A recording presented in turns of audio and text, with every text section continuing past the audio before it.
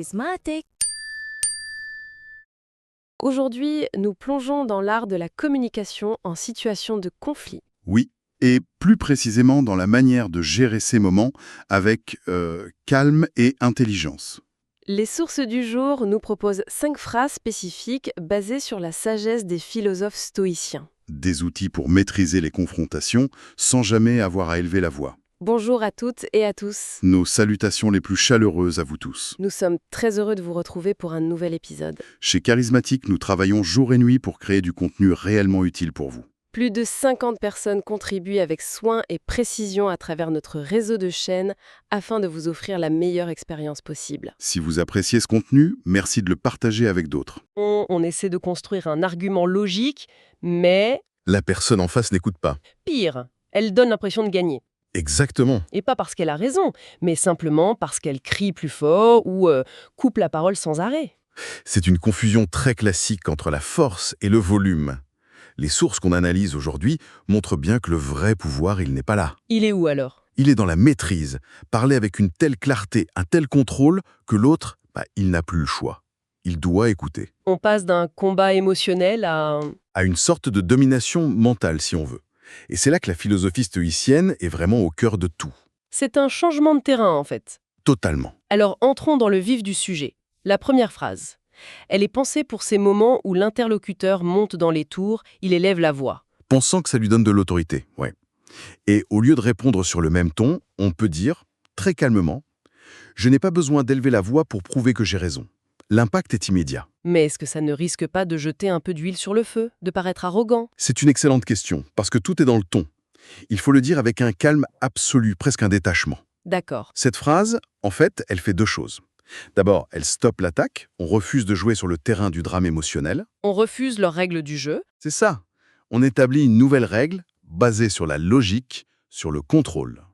Le philosophe stoïcien Épictète disait que celui qui ne peut contrôler sa langue est esclave de ses émotions. Donc ici, on démontre qu'on n'est pas esclave. Exactement. On montre que notre logique suffit, que notre confiance n'a pas besoin de décibels. On ne fait plus que débattre, on dirige la conversation. Je vois. C'est subtil mais puissant.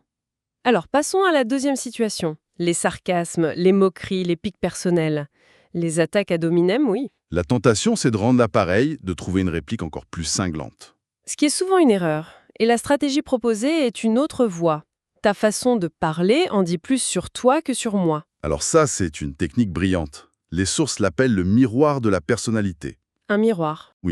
Parce qu'elle ne répond pas à l'agression. Elle ne se met pas en défense non plus. Elle renvoie simplement à l'autre l'image de son propre comportement. Ça me fait penser à Marc Aurèle. Justement, l'empereur philosophe a écrit « La meilleure vengeance est de ne pas ressembler à celui qui t'a blessé ». Cette phrase, c'est l'incarnation de ce principe. On préserve son calme.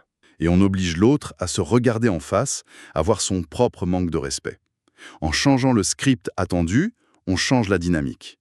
Ok. Mais parfois, le problème est plus profond. Ce n'est pas juste une pique. La discussion n'est qu'une suite d'attaques, de coupures de parole. L'autre n'est pas là pour discuter, mais pour imposer. Voilà. Et là, la troisième phrase est une façon de se retirer. Pas du débat, mais des conditions inacceptables. On dit, point, parlons-en quand nous pourrons nous respecter mutuellement. Ce n'est pas une retraite, c'est une déclaration de principe. C'est très fort. En quoi est-ce si fort ? Parce qu'on ne fuit pas la conversation. On élève les standards pour y participer. Le sujet de la discussion devient tout d'un coup secondaire. La priorité, c'est le respect.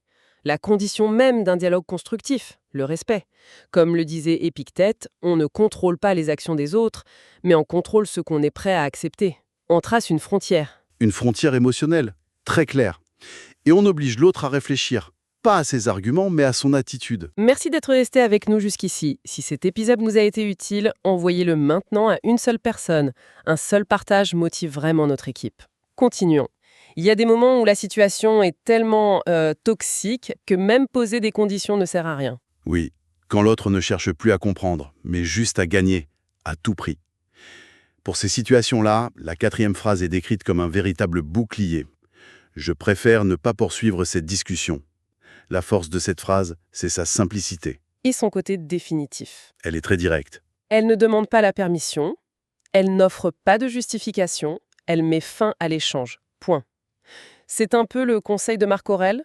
Choisis de ne pas être blessé et tu ne te sentiras pas blessé. C'est exactement ça. En choisissant de mettre fin à une discussion toxique, on protège son énergie, sa concentration, son intégrité. Mais ça peut être perçu comme un aveu de défaite, non? Comme si on n'avait plus d'arguments. C'est une perception courante, mais erronée. Ce n'est pas une défaite, c'est la reconnaissance que sa paix intérieure est plus précieuse que d'avoir le dernier mot. C'est un acte de pouvoir, en fait. Un acte de pouvoir sur soi-même. C'est choisir ses batailles. J'aime cette idée. On en arrive à la dernière phrase, pour un contexte un peu différent. Oui, moins conflictuel en apparence. Les confrontations n'ont pas toujours lieu avec des adversaires. Parfois, ce sont des proches, des collègues bien intentionnés. Qui insistent pour nous imposer leur point de vue. C'est pour ton bien. Voilà. La dernière phrase permet de maintenir sa position, mais avec respect. C'est ton opinion, je la respecte, mais je ne suis pas d'accord. Cette réponse est magistrale. Elle désamorce le conflit tout en affirmant sa position. Analysons-la. La première partie, c'est ton opinion, je la respecte. On valide la personne. On ne rejette pas l'interlocuteur. On reconnaît son droit d'avoir une opinion. Ça calme tout de suite le jeu. Et la deuxième partie, mais je ne suis pas d'accord, affirme son indépendance intellectuelle. Précisément, on sépare la personne de son argument. C'est une déclaration d'autonomie émotionnelle. Sénèque disait qu'être l'esclave des opinions des autres est la pire des prisons. Et cette phrase, c'est la clé pour en sortir. C'est une façon de dire « je n'ai pas besoin de ton approbation pour valider mes propres pensées ». Récapitulons rapidement ces 5 outils. Premièrement, Je n'ai pas besoin d'élever la voix pour prouver que j'ai raison, pour calmer le jeu. ta façon de parler en dit plus sur toi que sur moi, le fameux effet miroir. Ensuite, la troisième, parlons-en quand nous pourrons nous respecter mutuellement, pour poser les limites. Quatrièmement, le retrait stratégique. Je préfère ne pas poursuivre cette discussion. Et enfin, la cinquième, pour préserver la relation, c'est ton opinion, je la respecte, mais je ne suis pas d'accord. Le fil conducteur de tout ça, au fond, C'est que ce ne sont pas de simples répliques pour gagner un débat. Ce sont des outils. pour se protéger. Se protéger, poser des limites et diriger une conversation avec autorité et calme. L'objectif n'est pas d'écraser l'autre. Mais de s'élever au-dessus du conflit. Exactement. Le respect, comme le suggèrent les stoïciens, s'obtient par la force du caractère, pas par la force de la voix. En pratiquant cette approche, on devient une personne que les autres écoutent. On a une autorité naturelle. Une voix qui porte, même à faible volume. Voilà.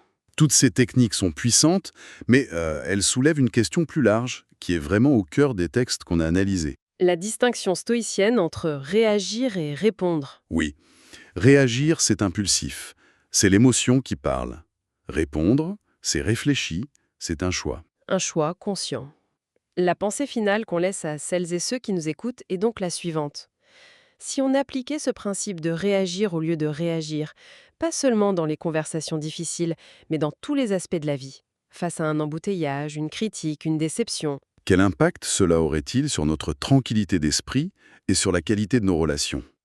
merci d'avoir été avec nous jusqu'à la fin. Si cet épisode vous a aidé, cliquez sur j'aime, laissez un court commentaire et partagez-le avec quelqu'un qui pourrait l'apprécier. Chaque partage aide davantage de personnes à nous trouver. Et n'oubliez pas de rester abonné à Charismatique, le meilleur reste à venir. On se retrouve dans le prochain épisode. Restez charismatique. Charismatic.